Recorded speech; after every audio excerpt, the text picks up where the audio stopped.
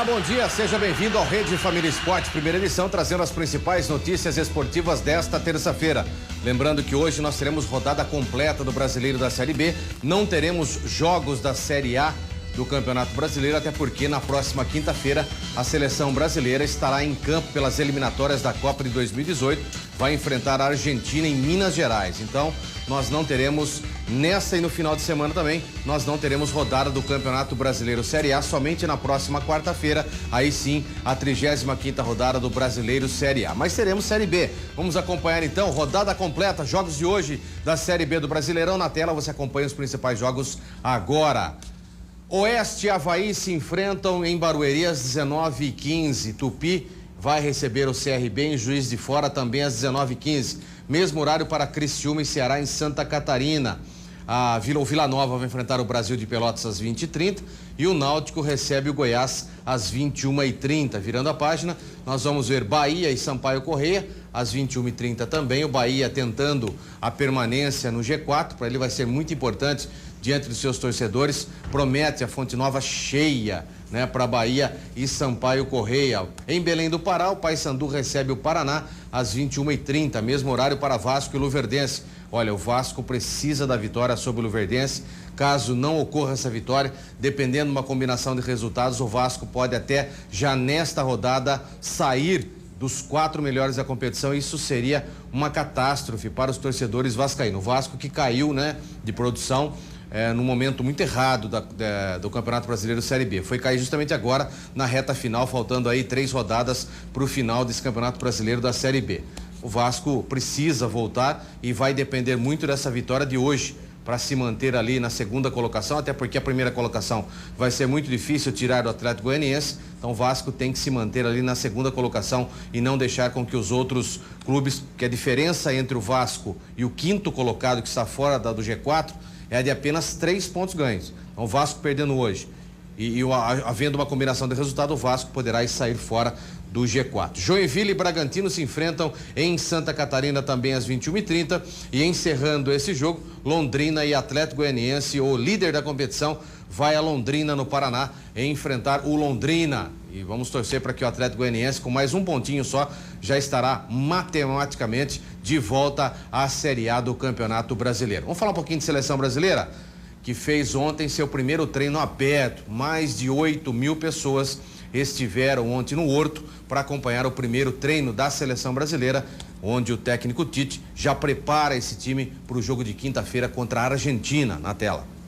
O Canarinho e mais 8.000 torcedores não perderam o primeiro treino da seleção em Belo Horizonte. Foi uma festa. É bacana, diferente, né? Porque a gente não tem condição de levar no jogo, o treino aberto pra gente fica mais fácil ver conhecer o jogador, né? Bem mais fácil. Tá sendo a melhor seleção de todos os tempos, pra mim.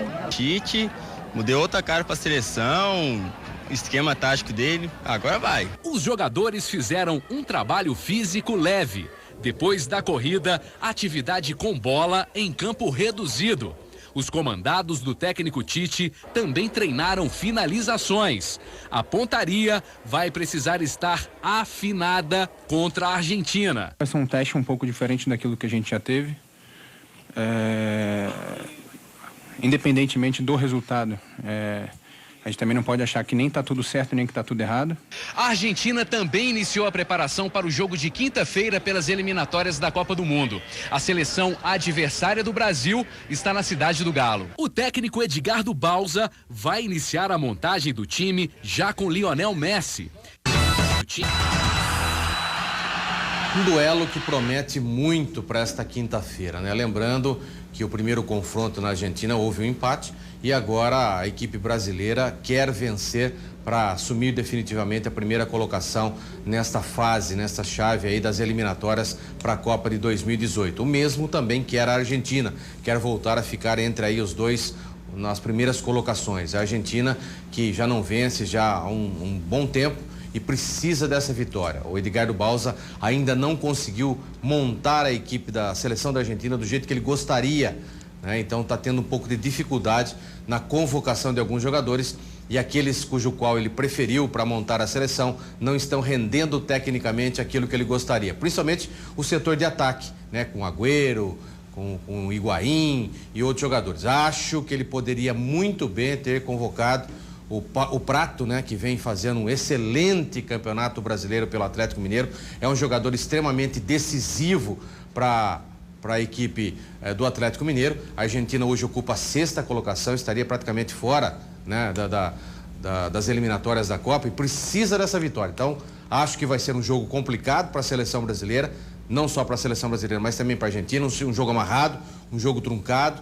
A Argentina virá para realmente vencer essa partida e o Brasil não pode se dar ao luxo de jogar de salto alto, entrar de salto alto num jogo como esse, onde as duas maiores rivalidades da América do Sul estão se encontrando. Os dois times de maior rivalidade, Brasil e Argentina. Então, prevejo um jogo muito difícil, não só para a seleção, mas também para a Argentina. Um jogo complicado. E quem estiver melhor tecnicamente em campo vai vencer essa partida. Lógico que a Argentina vem para sair dessa incômoda 6ª colocação nessa classificação nas eliminatórias para a Copa de 2018. O Vasco da Gama promoveu na sua sede o primeiro encontro de negócios do Vasco. Acompanhe.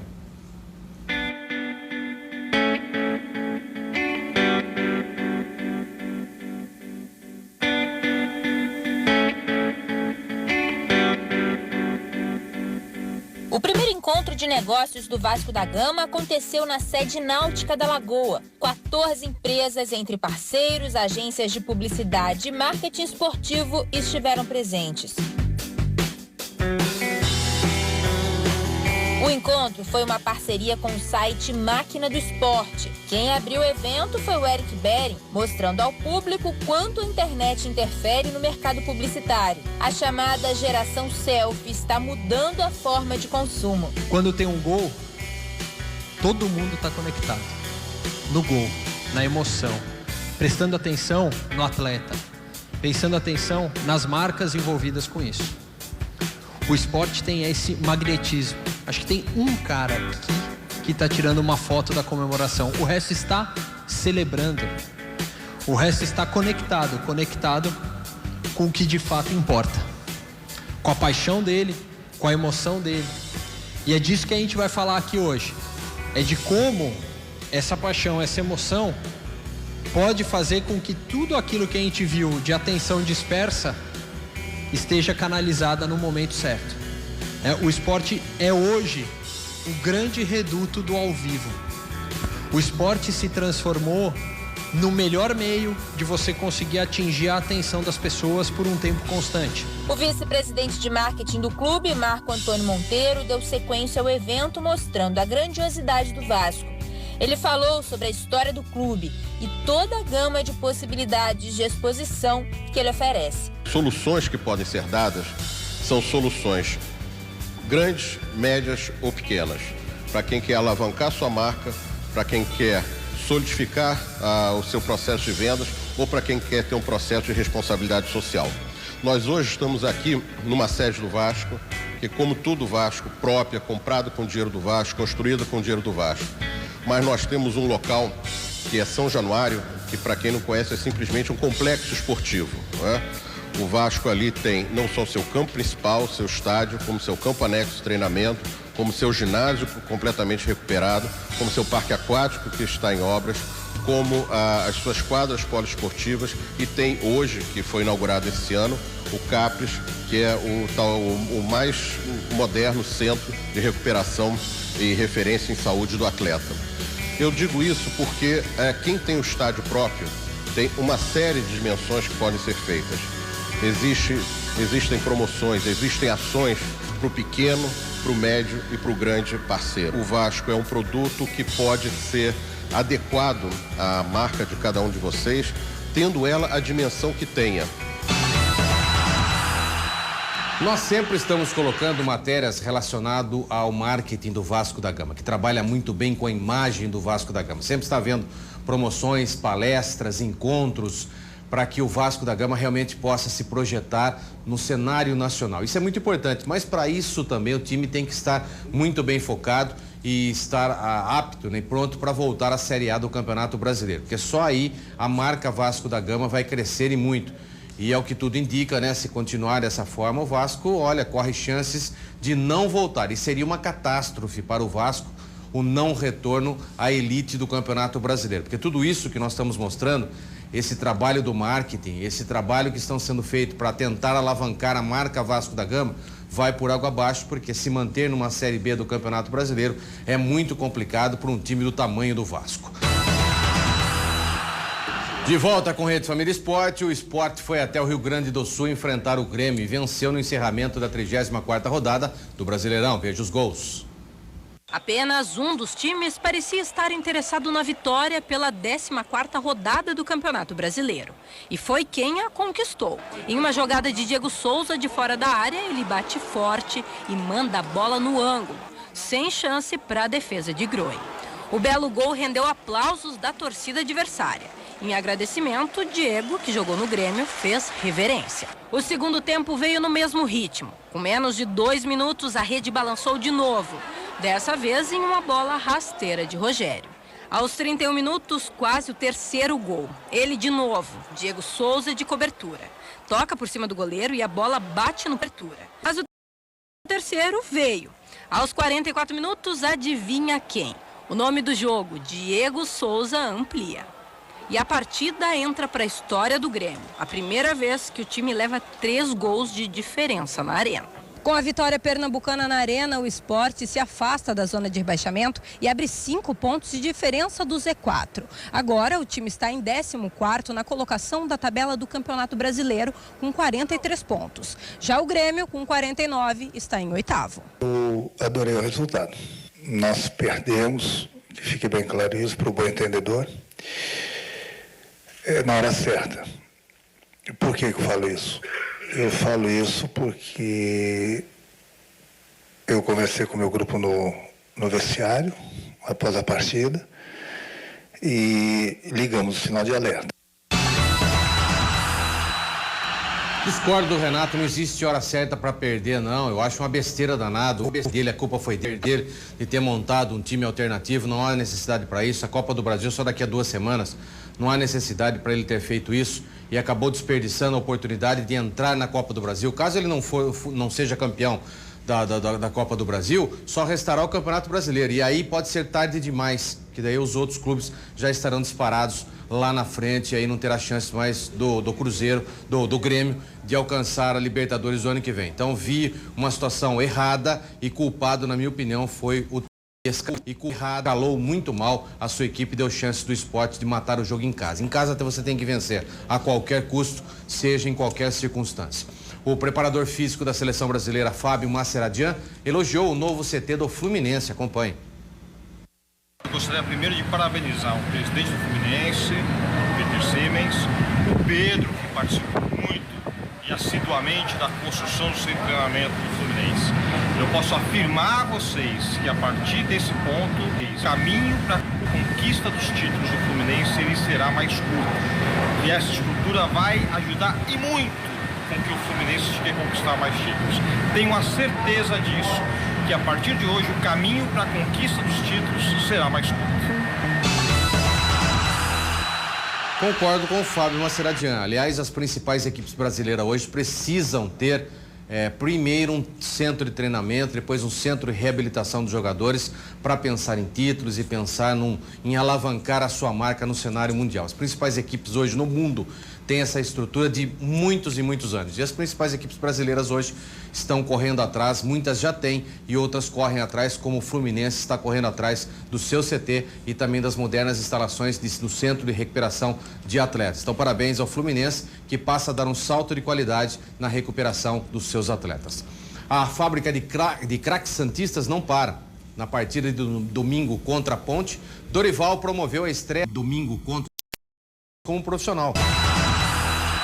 Parabéns ao Santos, é mais um jogador oriundo da base do Santos, o Santos que consegue lapidar essa juventude e mais um jogador que vai ter um futuro brilhante com a camisa do Santos. Parabéns e boa sorte ao menino aí que está aos poucos ganhando oportunidade do técnico Dorival Júnior. Após a vitória sobre o Atlético Mineiro, o técnico interino Rodrigo Carpegiani falou da experiência em dirigir o time e do relacionamento com seu pai, Paulo César Carpegiani. Acompanhe. Queria saber O que representa para você dirigir o Curitiba à beira do campo num jogo decisivo, com uma equipe como é a do Potencial do Atlético Mineiro? Que você falasse um pouco da tua carreira, né? Você já dirigiu 2 clubes aí profissionais, já trabalhou em outros clubes como auxiliar do teu pai. O que você podia dizer sobre esse desafio e sobre o teu histórico de carreira, por favor? Boa tarde. Primeiro vamos começar pelo final da tua pergunta. Antes de eu ser aqui dentro, antes de eu ser o filho do meu pai, ser auxiliar filho do meu pai, eu sou profissional contratado pelo Curitiba, auxiliar do Carpegiani, do Paulo. Eu não me considero um filho aqui dentro. O filho é só dali da porta para fora, quando a gente faz um churrasco junto, a gente sai para jantar, ele brinca com meus filhos, brinca com os outros netos que ele tem.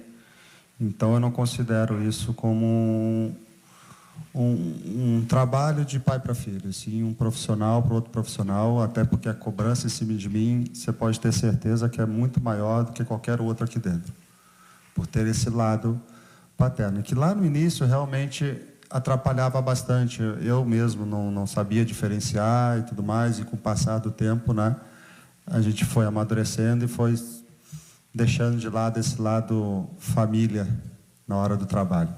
E hoje é assim.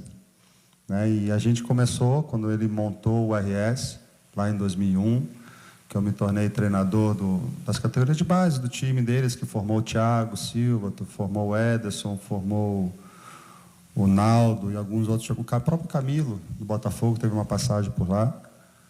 E a partir de 2007 mesmo que eu comecei a trabalhar, não diretamente no campo, mas sim na área externa, na área da informática, no Corinthians, e a partir dali começou. Corinthians, depois foi auxiliar, fomos para o Vitória, passamos aqui no Atlético, São Paulo e por aí afora. E ano passado, aí foi meu primeiro time, foi a 2ª divisão do Gaúcho, Bento Gonçalves, até o meu diretor era o Valdir Espinosa. E esse ano eu fiz um início do gauchão pelo Lajadense. Aí não consegui mais esse resultado, acabei saindo, enfim. E aí que começou já são uns 15 anos junto, ligado, trabalhando diretamente na bola, né? Boa sorte ao Rodrigo Carpegiani, filho de Paulo César Carpegiani, está seguindo os mesmos passos do pai, bom treinador. Estamos de volta, o Rede Família Esportes, primeira edição, chega ao seu final. Estarei de volta às 7 da noite. Fiquem agora com Gustavo Nolasco e o RF News. Tchau.